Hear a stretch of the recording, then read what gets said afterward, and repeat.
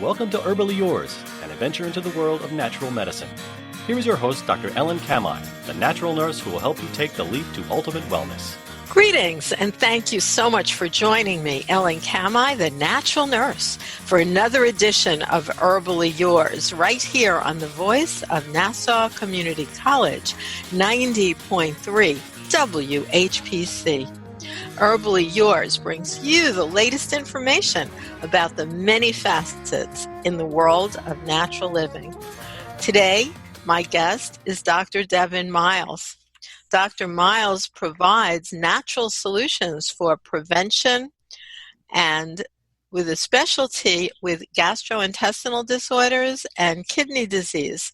She uses natural therapies, including herbal medicine, homeopathy, hydrotherapy, environmental changes, and nutrition to help clients achieve the results they are looking for.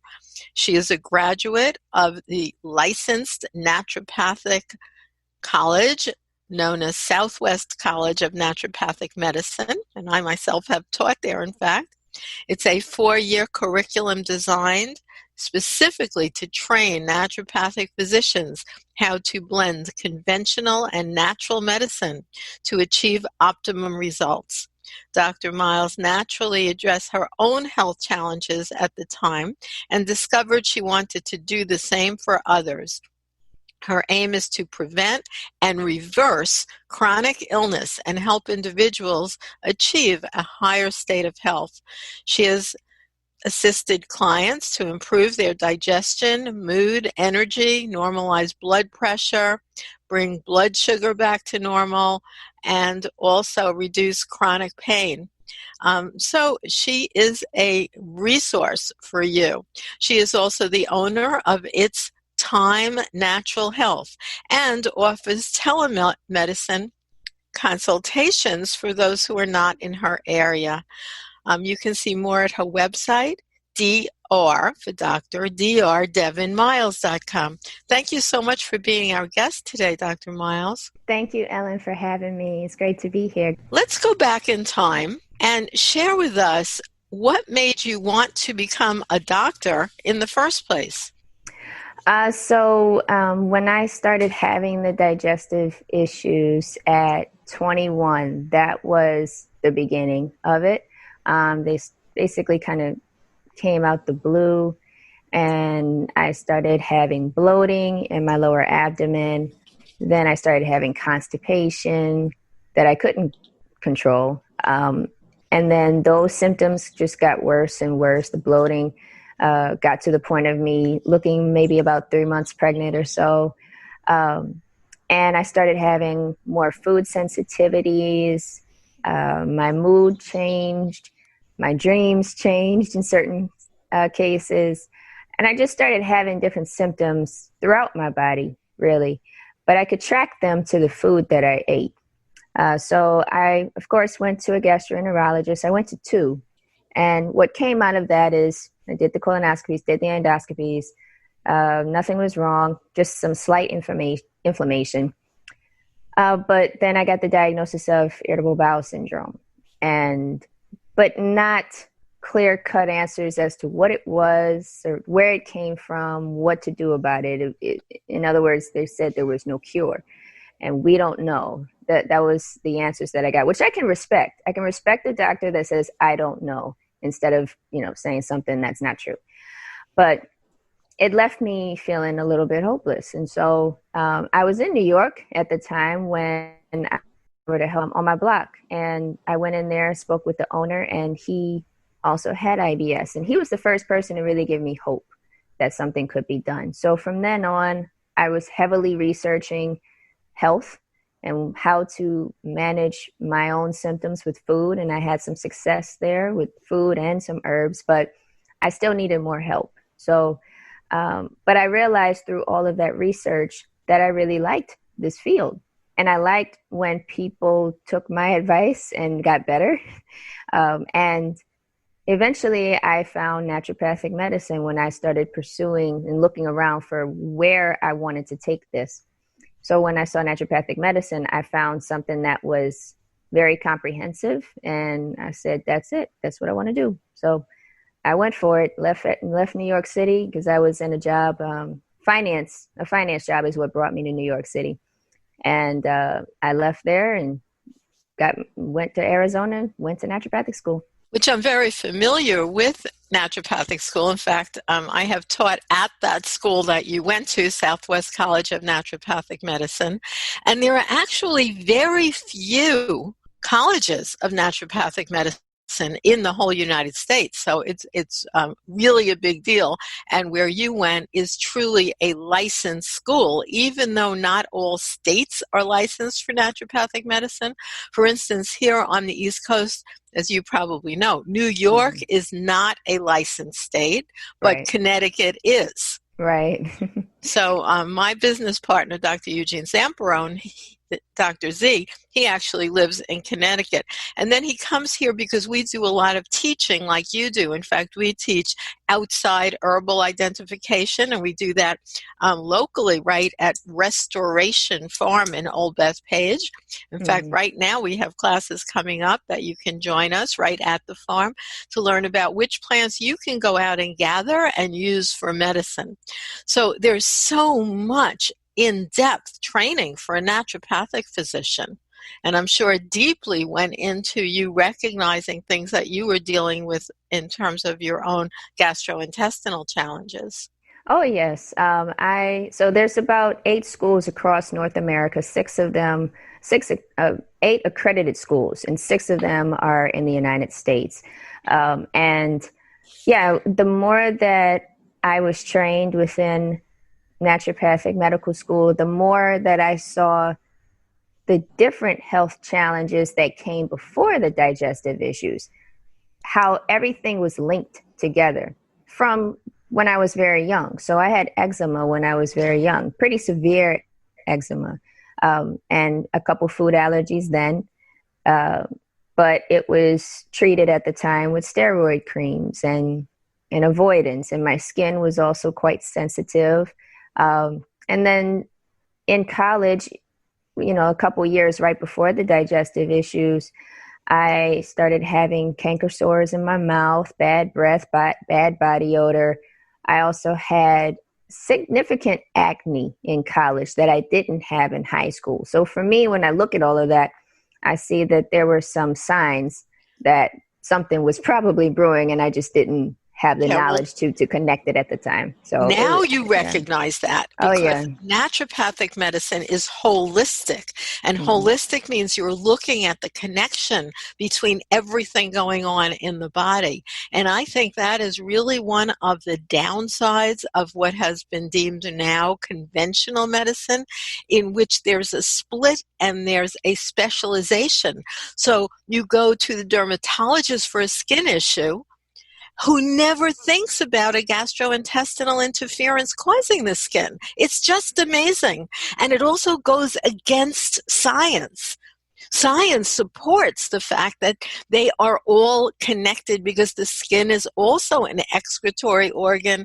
So even if you have constipation and you have a lot of toxins continuing to be held in your body, it's going to express itself as a rash. But they seem to have lost that knowledge in conventional medicine. Yes, I think they've very much become specialized, and in a way that can be a good thing, right? Because you get to really delve into a certain system, but if you don't understand the connections of the system, that's when there becomes an issue. So, I mean, there's naturopathic doctors that focus on different things, but the difference is that they understand the system as a whole, and that brings about better healing and better understanding of what the person's gone through.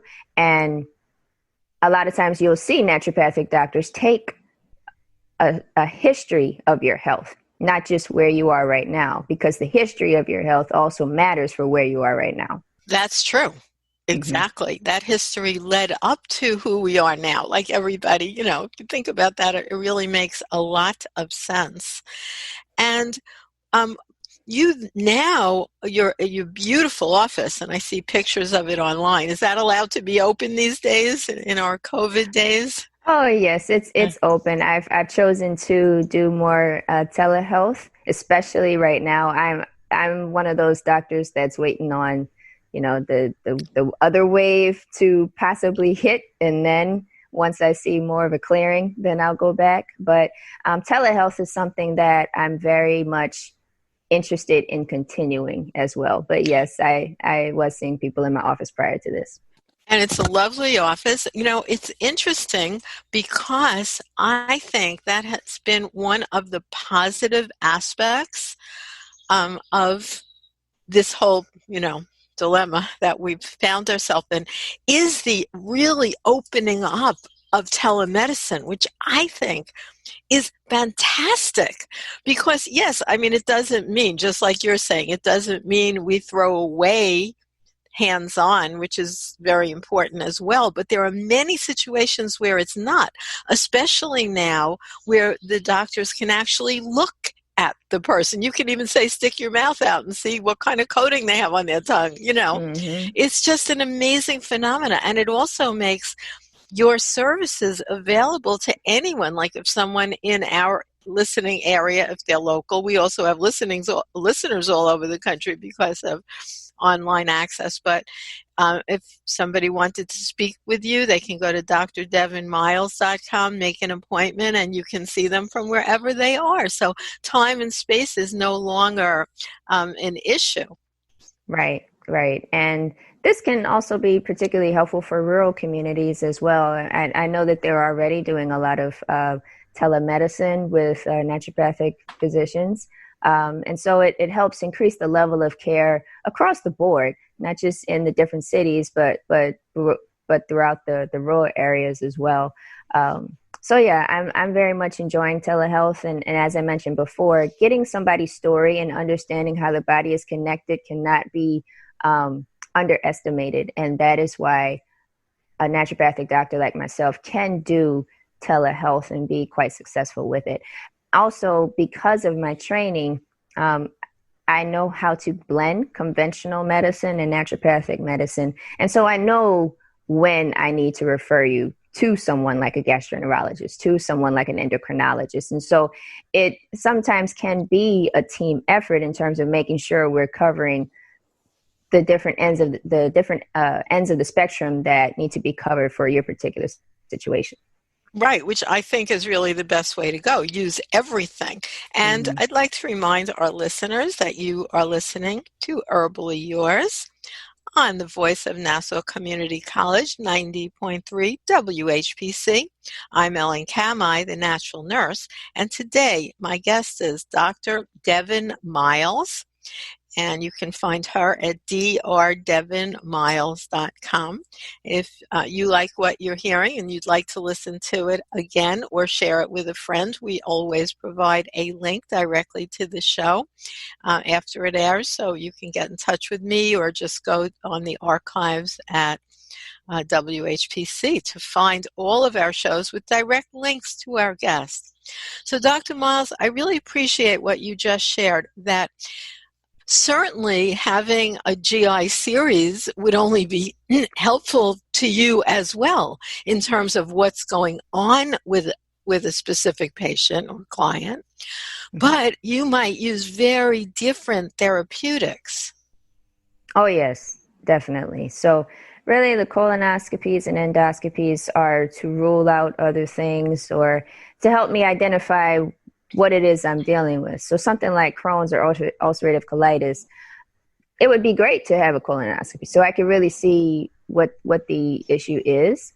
But a lot of times what I might do for someone, it still may be somewhat similar. It's going to be customized, but it will be similar all at the same time, because something like inflammation, I have to understand where the inflammation is coming from. And inflammation has contributed to numerous chronic illnesses.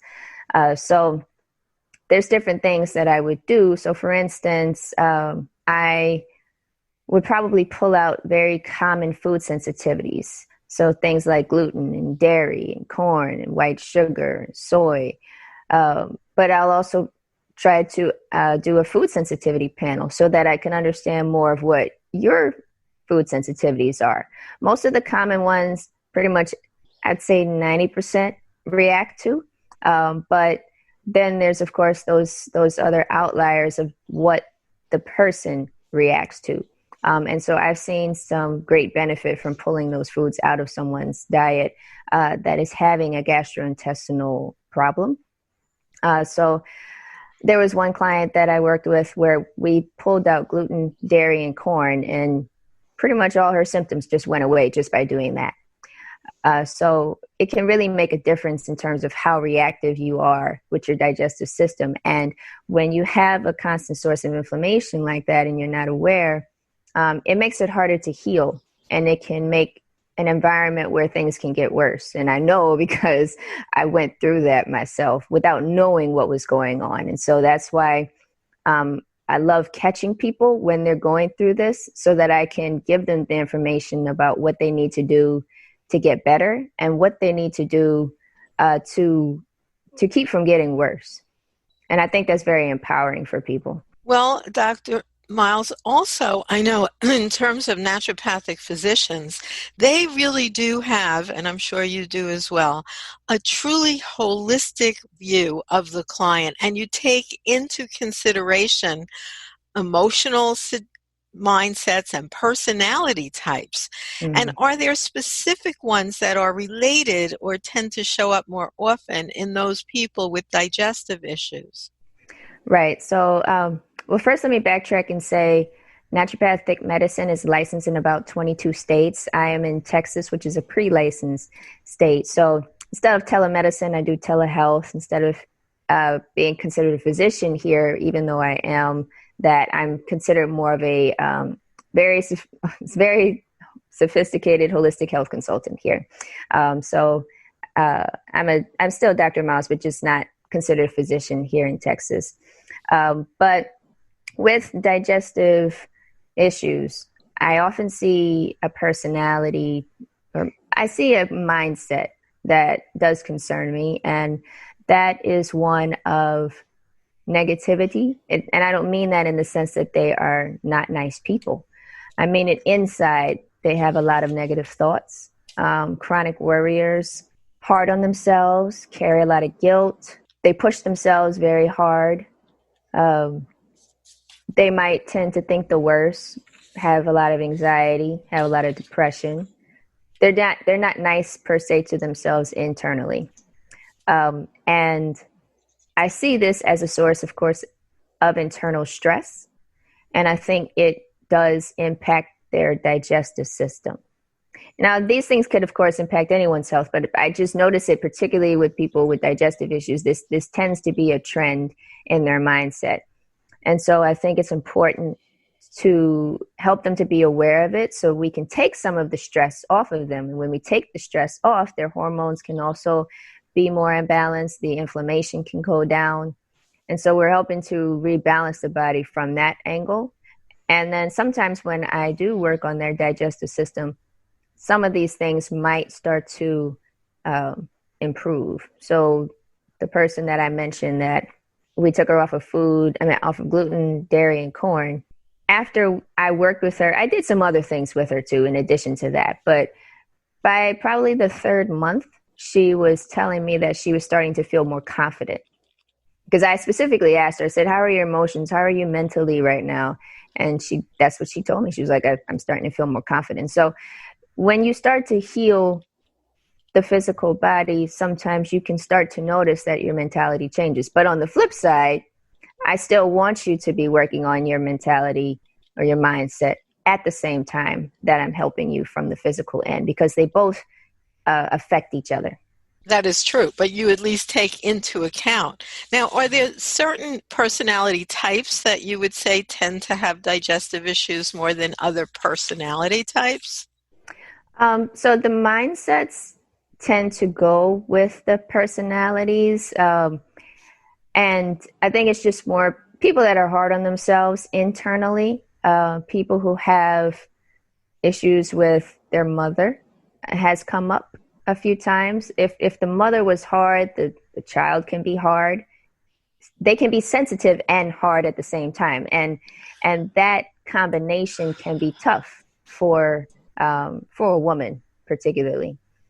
So it's just somebody who they might be more serious about life in general, and they need, I think, more balance in terms of forgiving themselves and being a little bit softer in general. And so recently I had a talk with an essential oil rep, and ironically, she was of this personality type, but she was aware of it and she had been working on it. But one of the things that she often recommended to her clients was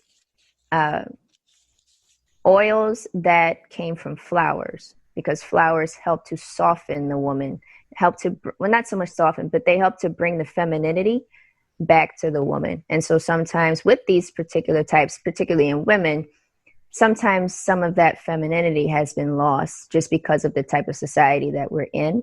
And so it helps to rebalance them in that way. So I think to sum it up, it's probably just somebody who's hard on themselves internally. And sometimes, of course, however you are internally you can give that to other people, right?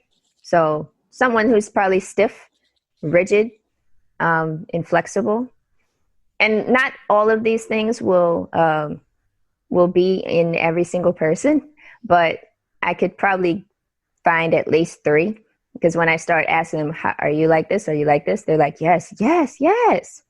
So I encourage them to work on that, and I often give them referrals to mental health therapists to help with that, in addition to helping them myself. So you talked about the fact that you do food allergy testing, which I imagine would be an IgG food allergy test, where you're looking for hidden allergies, not only those that someone might know about due to an immediate response. Right. So what IgG is considered a delayed onset hypersensitivity. When you go see an allergist, they often test IgE, which is considered type 1 hypersensitivity. That is more of an immediate onset. That's the type that'll break you out in hives, close your throat through anaphylactic shock. You need an EpiPen. IgG is more of foods that could aggravate chronic illness. And so if we're looking at something like autoimmune disease and looking at the foods that aggravate autoimmune disease, that would be considered IgG. So it can cause significant issues in your life, but it's typically not something that you would need an EpiPen for. So it could put you in a situation where you're in a lot of pain, right? So I had a client, I had a client that had what's called polymyalgia rheumatica, which is an autoimmune disease. You have pains migrating all over your body. And we did a number of things with her, but the main thing that worked is when she started to pull out her food sensitivities, which happened to also include chicken. And a lot of people don't think about chicken because it's so common here, but I have seen chicken and egg be among common food sensitivities for people, especially if they're eating them all the time.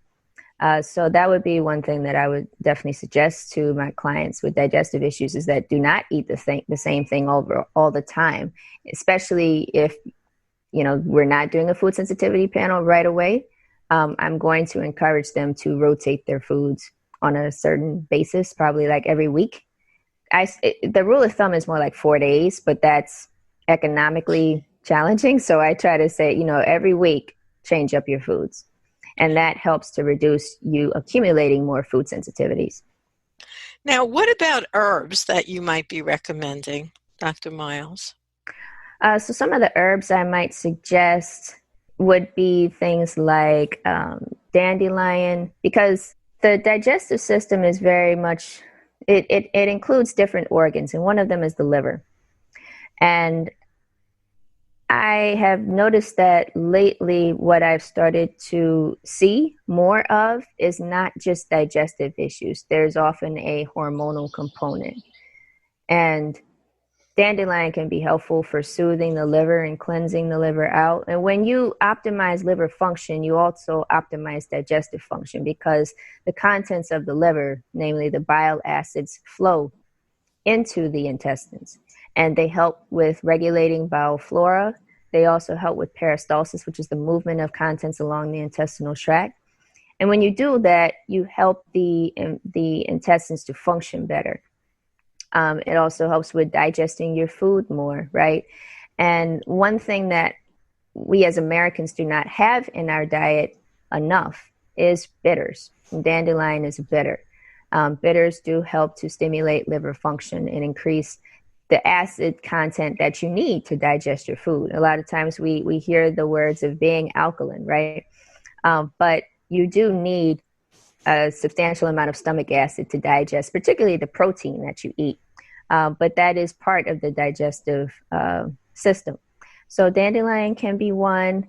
Sometimes I may use something like thyme to help with killing off certain bad bugs, if you will, like yeast or overgrowth of bacteria.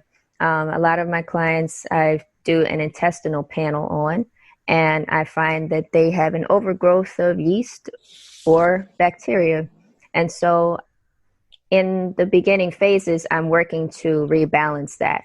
So I will use things like thyme to help rebalance it. Of course, if they're also a lot of times tired, and it's very obvious that they are experiencing adrenal dysfunction. So adrenal dysfunction can look like being tired all the time, not sleeping well, having hypoglycemic episodes. So that can make you feel very weak. You break out in sweats. You're craving sweets a lot. And so in addition, and they feel just overall weak. So in addition to the dandelion and what's the other one? And thyme, I may include something like cordyceps. Cordyceps is actually not an herb, it's a fungus. But yeah, that's very, very helpful though. And not too many people know about that. So unfortunately, we're coming close to the end of our time together. Believe it or not, that went so quickly. And we've been listening to Dr. Devin Miles describe the naturopathic viewpoint and how she became supported in her path towards becoming a licensed naturopathic physician, even though in Texas there's no license, but her training was in a state that is licensed. And just tell people how they can best get in touch with you, Dr. Miles. You can go to drdevonmiles.com, and Devin is spelled with an I. I'm also on Instagram, Twitter, and Facebook at drdevonmiles. And yeah, feel free to reach out to me that way. I am looking forward to hearing from all of you. Well, thank you so much. And thank you, listeners, for tuning into Herbal Yours, produced in the studios of 90.3 WHPC, Nassau Community College, Garden City, New York. For further information, email us at whpc@ncc.edu. This is your host, Ellen Kamhi at naturalnurse.com, inviting you to join us next week for another edition of Herbal Yours. Until then, stay healthy.